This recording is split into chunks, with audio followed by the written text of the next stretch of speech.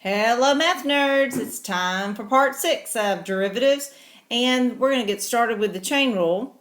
So let's talk a little bit about what is a chain rule and when do you use it. Woo! There we go. So we've talked about functions raised to powers. We have to use the power rule, and then we've talked about functions that are multiplied and we have to use the product rule, and we've talked about functions that are divided and we have to use the quotient rule. Well, what happens if we compose two functions? And what that means is that if you take one function and you put it inside of the other, there we go. You put it inside of the other function. That's called composition or composed functions. Okay? So for example, let's say we put sine x into x cubed.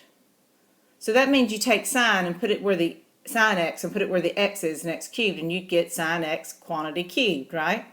And so these functions are said to be composed.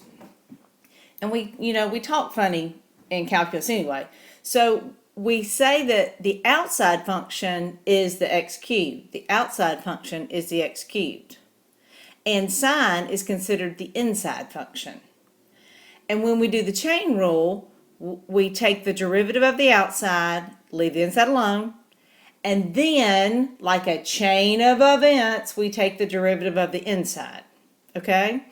So that is the pattern that would happen if we took two composed functions and went through that limit definition. That's the pattern that would happen. Okay?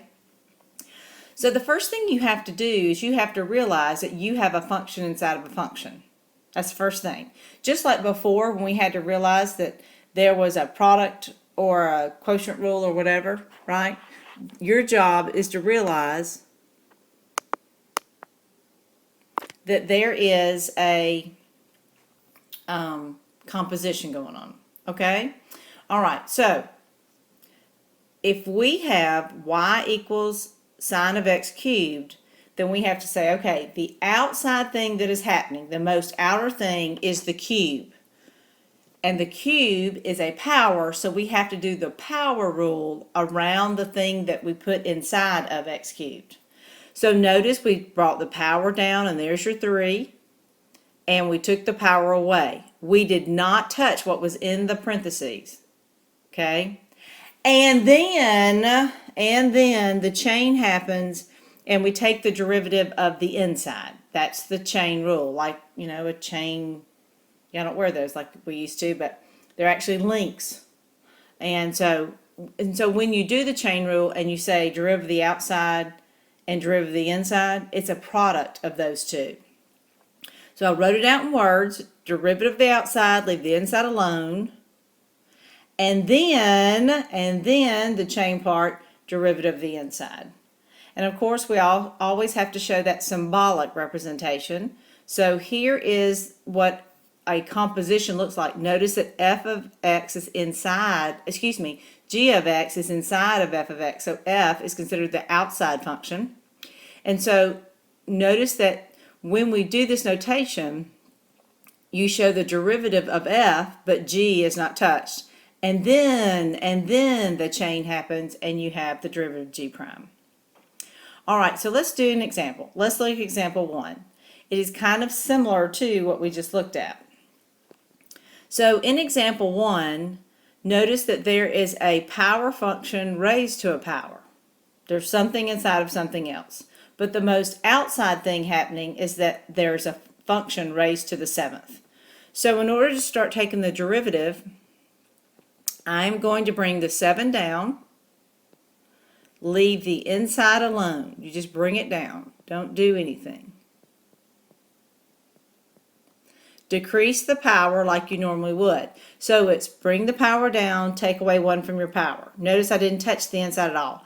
And then you do the derivative of the inside, which is 10x plus 3. Now normally when you do that, you are going to multiply whatever is out here and whatever is that number in front together if you can. That normally does happen. And so I'm going to show you how to do that. There we go, that's a little thinner. I can now maybe put all that together. So you normally multiply the 7 and that chain, if you can. Sometimes you can't do that, but normally that's how books will write it as well. And then the 7 and the 3 make 21. You're going to need to put parentheses around this so that you know that the whole thing is multiplied by this, not just the 21. I used to make that mistake a lot. I try hard not to now. And so that's normally how you'll see it simplified in a book. Okay? All right, let's look at the next one. All right, in the next one, we need to think about all of our stuff that we did when we did the power rule. And when we did radicals, we always rewrote the radical as a fraction. So the first thing I'm going to do is rewrite this as y equals 4x cubed minus cosine x to the 1/2.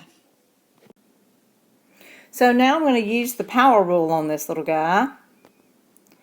And let's see if I can get me some room here. I'm going to move this over just a little bit so I have some more room.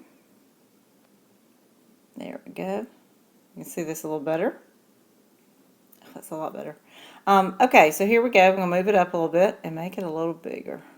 There we go. Sorry, I'm learning how to use this new thing on my iPad. Okay, so here we go. Y prime is equal to, bring your power down, and leave the inside alone. Leave it alone to the negative 1/2. And now take the derivative of the inside, which is 12x squared. And the derivative of cosine is negative sine, and so if you add that, that would be plus sine x. And you're probably going to put your number in front and that chain part together if you can. And so most books and things will have this. So 1/2 of 12 is 6. And this really doesn't help us with the sign at all. That's okay. And they might even do something crazy like this and put the square root on the bottom. So I'm just going to do that so you can see it. This is how the back of the book would have it. I don't know how your teacher's going to want you to put it down. They might just want the first thing, or they might want you to rewrite it like that. Y'all have to have that discussion. So that's our derivative. So this isn't bad. It's just putting some stuff together. Your biggest job you have to do is you have to recognize that it's one function inside of another. Okay? All right, let me go see if I can't find us another problem to do. I'm going to do that. I'm just going to move it to example 3. All right, so there's example 3. I'm going to make it a little bigger for me, maybe. I'm not. There we go.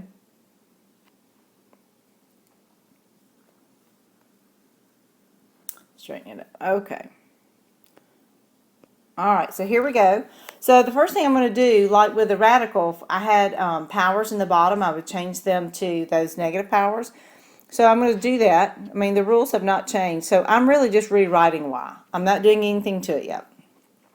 So I'm going to have 3 times 11x to the 4th plus 4x squared minus 9 to the negative 3. Okay?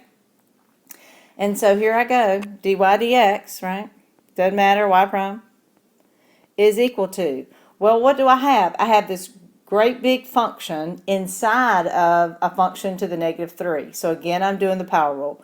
We will run into something that will be different in a minute, but I'm just trying to show you some things that kind of should seem a little familiar. So we're going to take that power of negative 3 and bring it down and multiply it just like normal, right? Okay, so negative 3 times 3 is 9. Leave the stuff alone, subtract 1. Now, you might want to kind of just do that. You might want to do that multiplication and subtraction and just leave the inside alone, because a lot of kids forget to subtract once they get all into writing what's in the parentheses.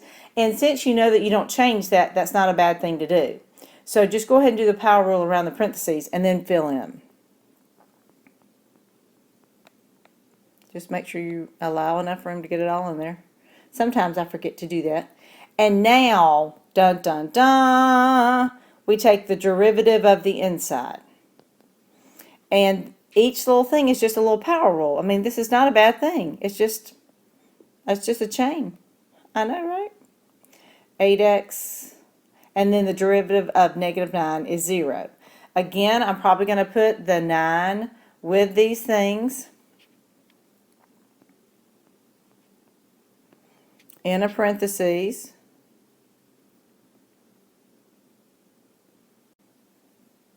And 9 times 44 is 396 x cubed, plus 9 times 8 is 72x, and put that in parentheses so that you show both of those are multiplied by this.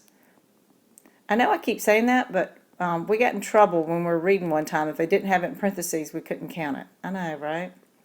And your teacher might want you to put that in the bottom, so it might be the 396x cubed over, and you might throw that and make it a positive 4. It doesn't matter. That's an okay answer, but your teacher might have a preference on that. So make sure you check that.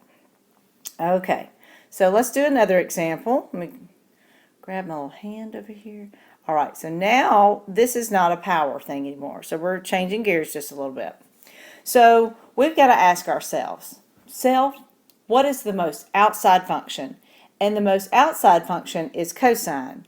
And the function that they put inside of cosine is this guy right here, is 5x. That's the inside. So the chain rule says, take the derivative of the outside. Well, the outside function now is cosine x. And the inside is 5x. See, I put 5x inside of the x of cosine. So the rule says, the pattern is, that you take the derivative of the outside. Well, the derivative of cosine is negative sine of blah, whatever it is. You got to leave that in there, right? So take the derivative of the outside, and then in a chain of events, right, we're going to take the derivative of that inside, and that is just simply a 5. And you're definitely going to want to pull that 5 in front. This 5 is going to go in front, so that's going to go there, so that you don't like try to multiply that and make that 25. You cannot do that, by the way. That's theta. You can't multiply 5 inside of theta. So, and that's your answer, negative 5 sine of 5x. It's not hard. You just got to know who's the outside and who's the inside. Oops. All right, let's go find another example. Oh, this is a little tricky on my little iPad here. All right, again, we have to go who's the outside, who's the inside. Well, the outside function on this particular little guy is secant. And somebody has shoved an x, e to the x, that's the inside. And you can't see that. That's the inside. Somebody shoved e to the x into the x of secant. He's the outside. And there's even an 8 in there. Woohoo! Okay, so when we take this derivative, I'm going to use dy dx. Leave the 8 there, right? Because that's what it says. If you have a constant times something, just leave it there. It's going to be in there. And the derivative of secant is secant, whatever it is, tangent, whatever it is. So it's secant theta, tangent theta, but our theta is e to the x, and we have to leave them in there. And then we have to take the derivative of the inside, which is kind of weird because, you know, he's his own derivative. Isn't he cool? He's just so neat. Love him.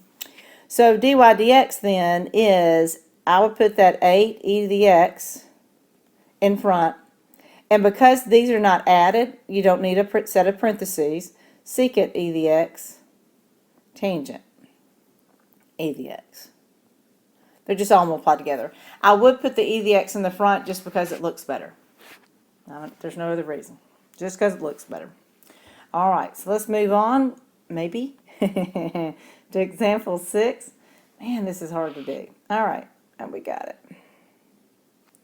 So in example 6, you got to ask yourself again, who's the outside, who's the inside? Once you get that figured out, this really is not hard, but it takes a while and takes a few to do before you get really good at this. All right, so the inside guy normally is in a parentheses of some sort. It's not always, but many times he is. And so the inside guy is natural log. And the outside guy is tangent, because someone has put a natural log x where x would be in tangent, okay? Did I just write out sign? I did. I'm so crazy. All right. Sorry about that. Outside. There we go. I was thinking of signs. Sorry about that. All right, so to take this derivative, I'm going to use some proper notation. Let's use an f prime of x. We're going to leave that 1/2 alone because he's just there. We love him, and he will be multiplied by the derivative once we find it. And the derivative of tangent is secant squared. So secant squared of blah. A lot of people like just to put the parentheses there and then and then go back and fill it in. It doesn't matter. So the blah is to be left alone. You never mess with that inside until you take its derivative. And the derivative of natural log is 1/x. And so to put that together, it's not very pretty. This doesn't help a lot. 1/2x, I mean, that's all you can do with that, times secant squared of natural log of x. It's just not great. Now notice that if you do this f prime of x equals and you continue that equals, you're saying that that's f prime of x as well. So be careful with your notation. Make sure that they're indicating what you want to indicate. All right, here we go again. Let's see if we can find another example. Example 7. No. Here it is. Okay. There's example 7. All right, so there's example 7. And now we've got to think, okay, who's the outside and inside of this one? And there are no parentheses, and that throws me off because normally I look for the parentheses and that's the guy who's the inside. In an exponential deal, whoever's the power is your inside. Because the normal function of e to the x is just e to the x. Somebody has stuck 2x inside of it. And so the outside function is the e function. So how do you take the derivative of e? Well, he is his own derivative because he's the coolest. So you're just going to do e to the whatever it is, right, times the derivative of that, right? So we're going to write that down and then write down its derivative. And so it's really kind of cool because it ends up being 2e to the 2x. So really the derivative of the power ends up in the front. It's kind of the pattern you see there. That's a little harder to see. I like it, the ones that have parentheses, it shows me who the inside is, and that's not as available. Okay? Example 8. Ooh. Move that over a little bit. All right. Doing a little bit over this. All right, so now if you have an e to the power and there's somebody crazy in the power, then the power is the inside. That's the inside. That does not look like inside at all. It looks like delta something. Yeah, the power. The power is the inside. And the exponential function is the outside. Because someone has stuck sine x where the x and e to the x normally is. So to take the derivative, we're just going to let that 9 stay there. We like those little constants out front, not a big deal. And the derivative of e to the whatever is e to the whatever. We love that. Just e to the whatever the power is times the derivative of the power. Okay? So we're going to put that sign in there, and then the derivative of sine is cosine x. Sorry, I apologize. I drop my theta sometimes. Sorry about that. And to make it look pretty, we're going to take that cosine x and put it in the front, and probably even remove those parentheses. Okay, there's your e examples. Oops. Let's move over here. All right, another e example. So again, somebody stuck x to the 7th inside of e to the whatever, right? So here we go. Leave that -5 there. The derivative of e to the power is e to that power, and then the derivative of the power is going to be right there. So x to the 7th stays there, and 7x to the 6th is multiplied by it. And to clean that up, we would put that together. That's -35, x to the 6th, e to the x to the 7th. See, this isn't bad. We can do this, right? Yeah. All right. Let's look at example 10. If I can find example 10. All right, here are your natural log examples. And for natural log, you know, the derivative of natural log is 1 over whatever it is, 1 over x. And so to take the derivative, you're still going to do 1 over whatever that is times the derivative of whatever that is, which is 4. So I call this stuff a lot. You'll hear me say that. So 1 over stuff, d stuff. So it has the pattern of natural log, and you just have to leave it there and then multiply times its derivative. That looks terrible. Sorry. That's better. And you end up with 1 over x. Isn't that crazy? I know. A lot of things cancel. I don't know if you remember this. I don't know if you care, but I'm going to show you a little something.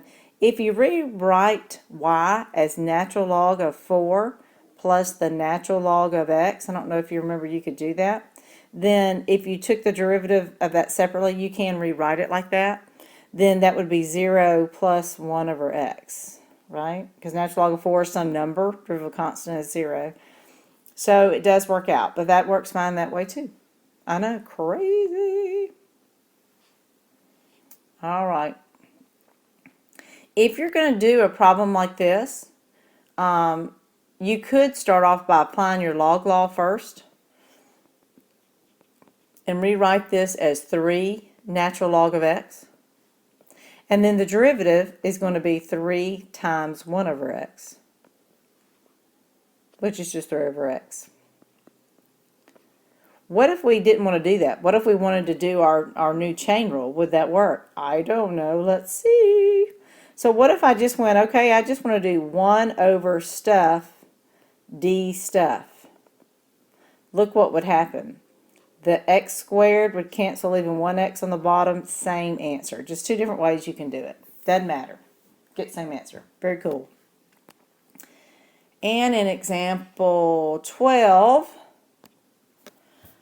we're going to do 1 over stuff, 1 over x, because that's the derivative of natural log. 1 over all of that, whatever it is, write it down, don't change it, times the derivative of that, which is 2x. And you're probably going to want to put that 2x on the top. This is not hard, it's just an extra step, because you've got more complicated things inside of your functions that you know the derivative of instead of a plain x. And then again, here we go. It's real important that when you see trig functions,